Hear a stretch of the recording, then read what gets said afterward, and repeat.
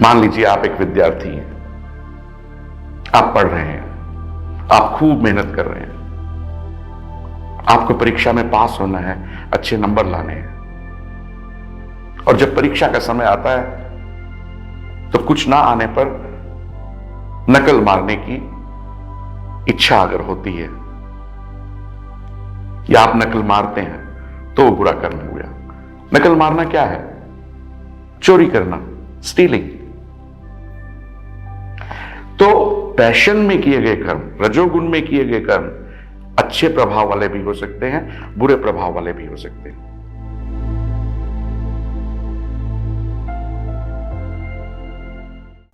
ओम तत्सत।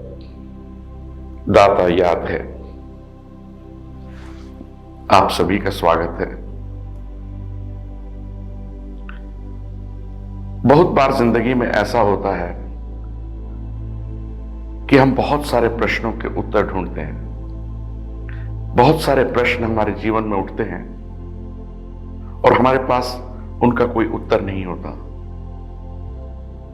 कई बार हम खुद से पूछते हैं और कई बार दूसरों से भी, पर वो सब प्रश्न अनुत्तरित रह जाते हैं। जीवन क्या है? जीवन का उद्देश्य क्या है? क्या हम एक घटना मात्र हैं? क्या परमात्मा है? मृत्यु क्या है? क्या दोबारा जन्म होता है? क्या हमने पहले कभी जन्म लिया है? कर्म क्या है? तो ऐसे बहुत सारे प्रश्न आज हम चर्चा करेंगे कर्म और उनके प्रभावों के बारे में, जो कि बहुत ज्वलित प्रश्न है हम सभी के मन में। कर्म क्या है? आप कुछ भी करते हैं वो कर्म है। आप सोचते हैं वो भी एक कर्म है। कर्म अच्छा भी हो सकता है, कर्म बुरा भी हो सकता है। और दूसरा प्रश्न कर्म के बारे में कि क्या हम कर्मों के प्रभाव के बोझ को ढोते हैं, उससे ग्रसित रहते हैं? हमने जो कर्म इस जन्म में किए और जो कर्म हमने पिछले जन्मों में किए, क्या उन सभी के प्रभावों से हम ग्रसित रहेंगे जब तक उनका निपटारा नहीं हो जाता, जब तक उनके प्रभाव खत्म नहीं हो जाते? या हम कर्मों के प्रभाव से मुक्ति पा सकते हैं? क्या कर्मों का प्रभाव शाश्वत है या इसे मिटाया जा सकता है? कर्मों के प्रभाव को हम 3 विषयों में बांट सकते हैं। एक, अच्छाई के गुण वाले, अच्छाई के प्रभाव में किए गए कर्म। अब अच्छाई के प्रभाव में किए गए कर्म कई तरह के हो सकते हैं। जैसे आप किसी को शांति से उपासना करके ध्यान से किसी की तरफ अच्छी तरंगे भेज रहे हैं, शुभकामनाएं भेज रहे हैं, वो भी एक कर्म है। आप किसी की मदद कर रहे हैं, वो भी अच्छाई के प्रभाव वाला कर्म है। आप प्रकृति को सुंदर बना रहे हैं, उसको देख रहे हैं, उसकी सेवा कर रहे हैं, किसी गरीब की सहायता कर रहे हैं, किसी जरूरतमंद के काम आ रहे हैं, किसी से अच्छे मीठे बोल बोल रहे हैं, किसी को सांत्वना दे रहे हैं, किसी का हौसला बढ़ा रहे हैं, हिम्मत बढ़ा रहे हैं। कुछ भी अच्छाई के गुण वाले कर्म, अच्छाई के प्रभाव में किए गए कर्म, वो सब कर्म जिससे आपकी छाती चौड़ी हो, वो सब कर्म जो करने के बाद आपको संतुष्टि प्रदान करें, शांति प्रदान करें, तो वो हुए अच्छाई के प्रभाव में किए गए कर्म। और दूसरी तरह के जो कर्म है वो है रजोगुण। रजोगुण में किए गए कर्म, रजोगुण में जो कर्म होते हैं वो अच्छे कर्म भी हो सकते हैं, बुरे कर्म भी हो सकते हैं। रजोगुण का मतलब है the actions performed under the influence of passion. और जब आप पैशन में कोई काम करते हैं, जब आप रजोगुण में कोई काम करते हैं, तो आप पूरी तन्मयता से करते हैं। आप कुछ भी हो सकते हैं। आप एक अध्यापक हो सकते हैं, आप एक व्यापारी हो सकते हैं, राजनीतिज्ञ हो सकते हैं, डॉक्टर हो सकते हैं, साधु संत हो सकते हैं, खिलाड़ी हो सकते हैं, कवि हो सकते हैं, संगीतकार हो सकते हैं, माली हो सकते हैं, बढ़ई हो सकते हैं, कुम्हार हो सकते हैं, आप श्रोता हो सकते हैं। तो पैशन में जब आप कर्म करते हैं तो आप तन्मयता से करते हैं, आप सोच समझ के करते हैं। जैसे कि आप खिलाड़ी हैं, आप उस खेल में बहुत आगे जाना चाहते हैं, आप बहुत मेहनत करते हैं, अच्छा है। लेकिन उस पैशन में आप किसी को नुकसान पहुंचाते हैं तो वो बुरा है। उस पैशन में उस ऊंचाई को जो आपने सोचा है उसको पाने के लिए कुछ गलत काम करते हैं तो वो गलत है।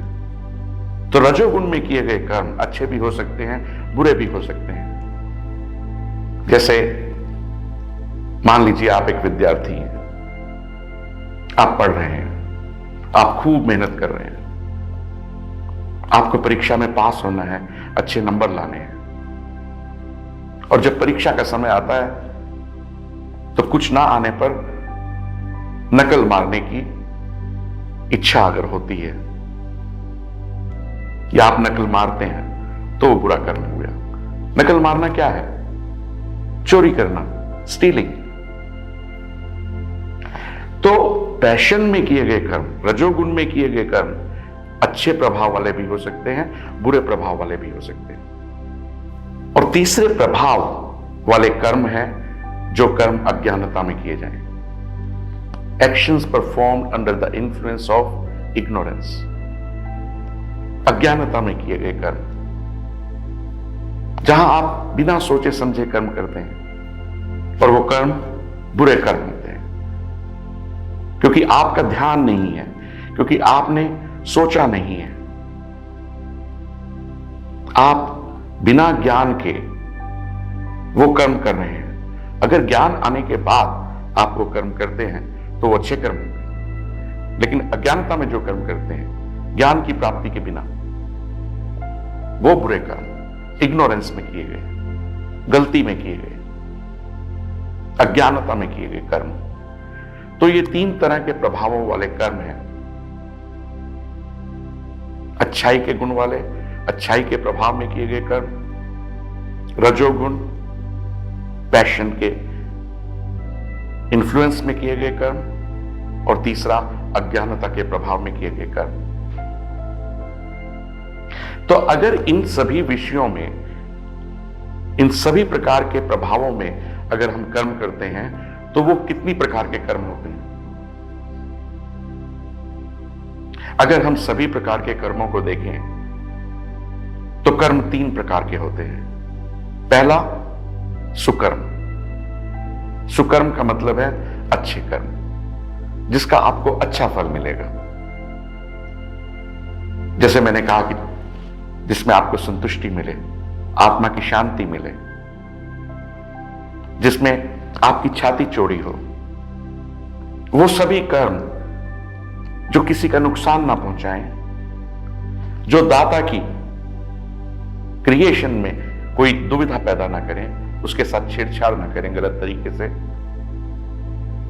वो सभी कर्म सुकर्म, अच्छे कर्म, जो कि आपको अच्छे प्रभाव देंगे, आने वाले समय में, आपके भविष्य में।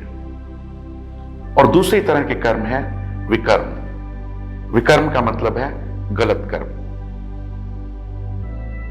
और गलत कर्मों का प्रभाव गलत ही होगा। उसका जो प्रभाव है, जो आपको बाद में मिलेगा, वो गलत होगा। तो सुकर्म अच्छे कर्म, विकर्म बुरे कर्म, और तीसरी तरह का कर्म है अकर्म। अकर्म क्या है? अकर्म का मतलब है कर्म ना होना, नो एक्शन। अब कोई कर्म अकर्म कैसे हो सकता है? कोई कर्म ऐसा कैसे हो सकता है कि कर्म ही ना हो? जब आपके मन में किसी भी कर्म के करने के बाद उसके फल की प्राप्ति की इच्छा ना रह जाए, इच्छा ही ना हो, वो अकर्म है। जैसे कि उदाहरण के तौर पर आप सड़क पर जा रहे हैं, किसी की जेब से रुमाल नीचे गिर गया, आपने वो रुमाल उठाया, उस व्यक्ति को आवाज दी और उसका रुमाल वापस कर दिया, और वो उस व्यक्ति ने अपना रुमाल लिया, अपनी जेब में डाला और चला गया। आपके मन में आया, कमाल है, धन्यवाद तक नहीं बोला, तो ये सुकर्म हो गया। आपने अच्छा कर्म किया, सुकर्म हो गया, लेकिन अकर्म नहीं हुआ। अकर्म क्यों नहीं हुआ? क्योंकि आपके मन में उसके फल की, उस कर्म के फल की इच्छा की प्राप्ति जागृत हुई, तो वो अकर्म ना होकर सुकर्म हो गया। अभी कुछ समय पहले की बात है, मेरे ख्याल से 7-8 दिन पहले की बात है, कि मैंने देखा कि एक गली में एक व्यक्ति अपनी रिक्शा पर बहुत बड़ी कोई मशीन, मोटर टाइप रखे हुए था, और वहां पर एक अवरोध था, थोड़ी ऊंचाई थी, तो वो व्यक्ति उसको खींच रहा था, लेकिन रिक्शा उससे खींच नहीं रही थी। इतने में मैंने देखा पीछे से एक मोटरसाइकिल आ रहा था, उसमें 2 आदमी बैठे थे। पीछे वाले आदमी ने मोटरसाइकिल रुकवाई, उससे उतरा, रिक्शा को धक्का दिया, अपनी मोटरसाइकिल पे बैठा और चला गया। उसने रिक्शा वाले की तरफ देखा भी नहीं। तो यह अकर्म हो गया। उसके मन में उस छोटे से कर्म करने के बाद या करने से पहले किसी भी प्रकार के फल की प्राप्ति की इच्छा नहीं थी। और हम जो करना चाहते हैं, अच्छा है, सुकर्म कीजिए, विकर्म मत कीजिए, लेकिन जो हम करना चाहते हैं इस जीवन में, वो अकर्म करना चाहते हैं। ऐसा कर्म जो कर्म ना हो, ऐसा कर्म जो कर दिया और जो हो गया, जो फल मिला तो भी अच्छा, फल नहीं मिला तो भी अच्छा, फल की चिंता ही नहीं। अभी जैसे ये वीडियो YouTube पर जाएगा, तो अगर मेरे मन में ये इच्छा हो कि कितने लोगों ने देखा, कितने लाइक्स मिले और ये सब है, तो सुकर्म तो है लेकिन अकर्म नहीं है। और सुकर्म है तो उसके फल की प्राप्ति मुझे होगी। लेकिन हम जीवन में करना क्या चाहते हैं? अकर्म करना चाहते हैं, ताकि हम कर्मों के प्रभाव से पूरी तरह मुक्त हो जाएं। दरअसल धर्म का उद्देश्य और जोर इस बात पर होना चाहिए कि हम अकर्म करें। लेकिन आज धर्म भिन्न भिन्न भागों में बटे हैं, विभिन्न तरह के हैं। तो जो कर्मों को करने की प्रेरणा हमें मिलती है, वो सुकर्म करने की तो मिल सकती है, लेकिन अकर्म करने की नहीं मिल सकती। और अगर हम अकर्म करते हैं तो हम आत्मबोध की तरफ, सेल्फ रियलाइजेशन की तरफ, एनलाइटनमेंट की तरफ आगे बढ़ रहे हैं। अब दूसरा प्रश्न है कि कर्मों के प्रभाव को क्या मिटाया जा सकता है? क्या कर्मों के प्रभाव शाश्वत हैं? हमने जो कर्म पहले किए हैं, क्या हम उन कर्मों से बंधे रहेंगे और हमें उन कर्मों का प्रभाव झेलना पड़ेगा? तो कर्म शाश्वत नहीं है। उनके प्रभावों को मिटाया जा सकता है। कैसे?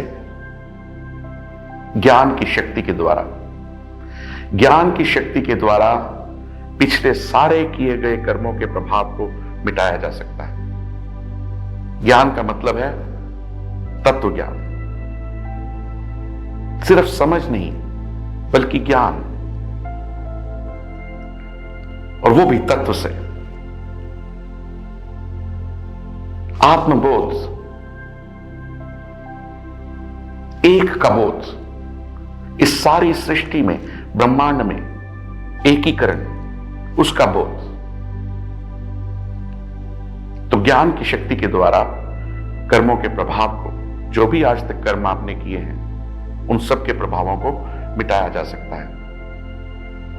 और ज्ञान की शक्ति के बाद जो आप कर्म करते हैं या आप जो कर्म करेंगे, उनके प्रभाव आपको नहीं मिलेंगे। लेकिन जिन कर्मों के प्रभाव ज्ञान की शक्ति के समय मिलने शुरू हो चुके हैं, क्या उनके प्रभावों को भी मिटाया जा सकता है? उनके प्रभावों को नहीं मिटाया जा सकता, लेकिन हटाया जा सकता है।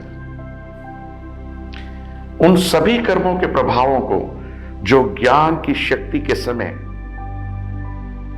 आत्मबोध के समय, सेल्फ रियलाइजेशन के समय मिलना शुरू हो चुके हैं, जिनके प्रभाव, उन सबको हटाया जा सकता है। और उन सबको कैसे हटाया जा सकता है? संयम के द्वारा। संयम जो कि सबसे कठोर नियम है।